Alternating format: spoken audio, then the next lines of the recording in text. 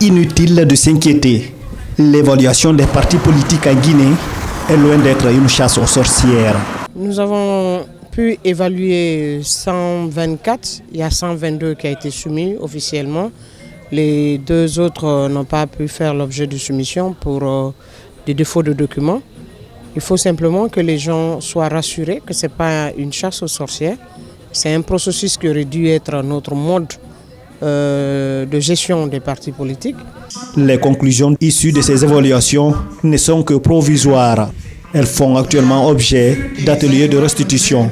Des partis politiques apprécient la démarche. Cette évaluation vient à point nommé, suivant la dotation d'un chef de département connu. Un sentiment de réconfort et de fierté du moment où il y a plusieurs partis qui existent dans le pays, qui ont passé par des évaluations. Une équipe du ministère était passée chez nous, on a eu à travailler avec eux pendant de longues heures et on a obtenu un résultat pour le moment pour nous qui est satisfaisant.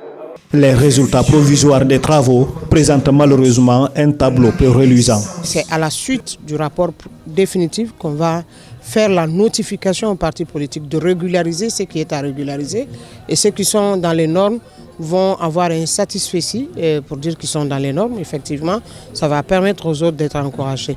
Premièrement, c'est vraiment 3 mois. À la suite de ça, si quelqu'un n'est pas capable de faire, ça peut être une suspension ou ça peut aller jusqu'à la dissolution du parti.